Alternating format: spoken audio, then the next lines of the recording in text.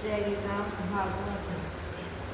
इतनी कथा सुनाकर सुखदेव जी बोले कि हे परीक्षित, जब श्री श्याम सुंदर राधा रानी के साथ रास मंडल से अंतर्ध्यान हो गए, तब सब गोपियाँ आयतन व्याकुल होकर पागलों के समान वृक्षों तथा पशुओं से श्री मुरली मनोहर का पता पूछती हुई कहने लगी कि हे मूल श्री कदम आदि के वृक्षों, तुम हमें यह बताओ कि क्या तुमने हमारे श्याम सुंदर को कहीं जाते देखा है? हे कच्चनार तथा चंपा के वृक्ष, तुमने कहीं नंद कुमार को देखा हो तो हमें बता दो। हे तुलसी, तुम श्री नटवर नागर की आयतन प्रिय हो, तुम्हें उनका पता अवश्य मालूम होगा। हे अशोक, तेरा नाम अशोक इसलिए है कि तू प्राय के शोक को दूर करता है, अतः तू हमारा भी शोक दूर कर दे। हम सब श्री श्याम सुंदर के विरह में डूब रही हैं, यदि तूने उन्हें देखा हो तो हमें बता दे। हे जूही, मालती तथा चमेली के पुष्प, क्या तुमने मनमोहन को जाते हुए देखा है? तुम्हें देखने से यह अनुभव होता है कि वे तुम्हारे ऊपर अपना हाथ फेरते गए हैं, इसलिए तुम प्रशंसा से फूल रहे हो।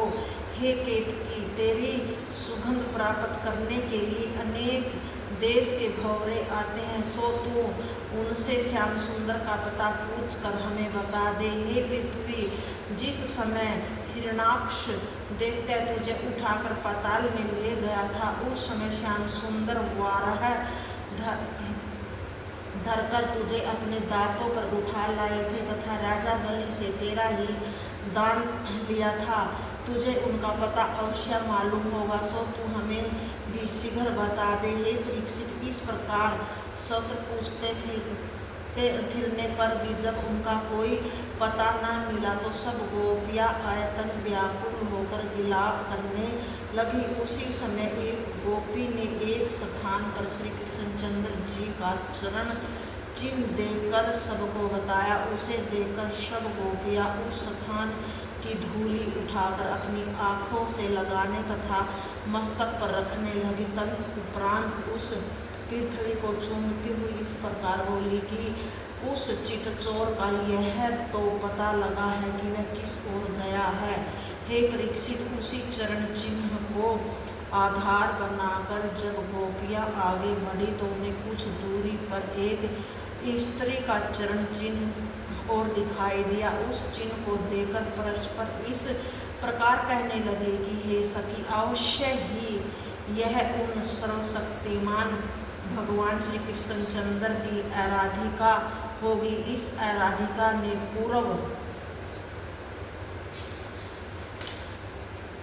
जन्म में शिव पार्वती का कोई बड़ा तप किया होगा, इसीलिए अब इस जन्म में उनके साथ अकेली रहकर खूब आनंद उठाती है। यह सुनकर एक दूसरी ने कहा कि हे आली, श्री श्याम सुंदर का ध्यान धरने वाला प्राणी मुक्ति प्राप्त करता है, परंतु हमारी इस सखी की समानता वह भी नहीं कर सकता, क्योंकि वह श्री नंदलाल का मुख चूमकर अपना जीवन धन्य बनाती रहती है। इस प्रकार वार्तालाप करती हुई जब वे कुछ दूर और बढ़ी तो उन्होंने देखा कि व्रजवाला के चरण चिन्ह लुप्त हो गए हैं।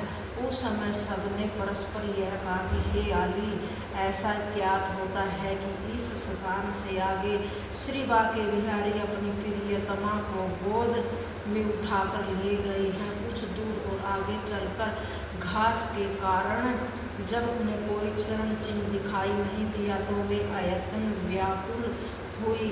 जिस समय वे विलाप करती हुई इधर उधर घूम रही थी, उसी समय एक स्थान पर उन्होंने मुलायम पत्तों का बिछौना तथा उसके ऊपर पड़ा हुआ रत्न जड़ित शीशा देखा। उसे पहचानकर एक गोपी ने कहा कि हे आली, हमारे चितचोर ने यहाँ बैठकर अपनी प्रियसी का श्रृंगार करने के पश्चात उसकी चोटी को फूलों से गूथा होगा। उसी समय हमारी सखी को जब उनका मुख इंद्र दिखाई नहीं दिया होगा, तब उसने इस शीशे को अपने सामने रख लिया होगा ताकि वह मुरली मनोहर की छवि देखती रहे। कुछ दूर आगे जाकर उन्होंने यह देखा कि एक व्रजबाला वन में अकेली खड़ी रो रही है। वे रो रो कर इस प्रकार कह रही थी कि हे प्राण प्यारे, तुम मुझे इस रात्रि के समय वन में अकेली छोड़कर कहाँ चले गए हो। उस गोपी को खड़ा देखकर सब गोपियों को बड़ी प्रशंसा हुई। सभी गोपियाँ दौड़कर उनके गले से जा लगी तथा बार बार यह पूछने लगे कि हमारे प्राण प्यारे नंदलाल कहाँ चले गए। सखियों की बात सुनकर वह ठंडी सांस लेती हुई इस प्रकार कहने लगी। जय गीता।